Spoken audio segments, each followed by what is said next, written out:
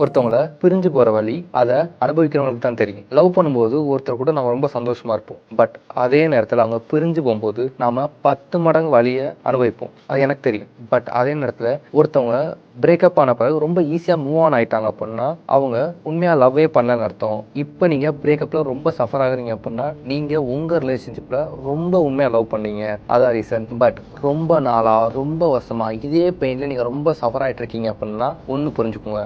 ஏன் இதெல்லாம் அப்படின்னா உங்கள் பாஸ்ட் பார்ட்னர் தான் நீங்கள் வந்து அப்படின்னா பெஸ்ட் பார்ட்னர் நினைக்கிறீங்க. ஸோ அவங்களே போயிட்டாங்க, அப்போ நமக்கு வாழ்க்கையே போச்சுன்னு சொல்லி தான் இன்னமும் அதில் சஃபர் ஆகிட்டே இருக்கீங்க. பட் உண்மை அது கிடையாது. அவங்கள விட நல்லா பார்த்துக்கிற 1000 பார்ட்னர் வெளியே இருக்காங்க. அதை உங்களால் ஏற்றுக்க முடியலை. எக்ஸாம்பிள் ஒரு சைக்காலஜியாக சிம்பிளாக சொல்கிறேன். நாம ஒரு ஆஃபீஸில் ஓல்டு ஆஃபீஸில் ஒர்க் பண்ணிகிட்டே இருப்போம். எல்லாம் நம்ம கம்ஃபர்டபுளாக நல்லா பழகிடும். இப்போ திடீர்னு ஒரு புது ஆஃபீஸ்க்கு போகலாம் அப்படின்னா எனக்கு என்ன தோணுன்னா, புது ஆஃபீஸ் வந்து பழைய ஆஃபீஸ் அளவுக்கு இருக்குமா இல்லையான்னு சொல்லி நம்மளே கன்ஃபியூஷன்லாம் இருப்போமா, ரைட்டா? அப்போ அந்த பயத்திலே நம்ம புது ஆஃபீஸ்க்கு போகவே மாட்டோம். அதே தான் இங்கவும். ஸோ உண்மையை தெரிஞ்சுக்கோங்க. உங்கள் பாஸ்ட் பார்ட்னரோட 1000 மடங்கு உங்களை ராஜா மாதிரியும் ராணி மாதிரியும் நல்லா வச்சு பார்த்துக்கிறதுக்கு வெளியே இருக்காங்க. இந்த பெயினை விட்டு வெளியே போய் அவங்கள தேடுங்க.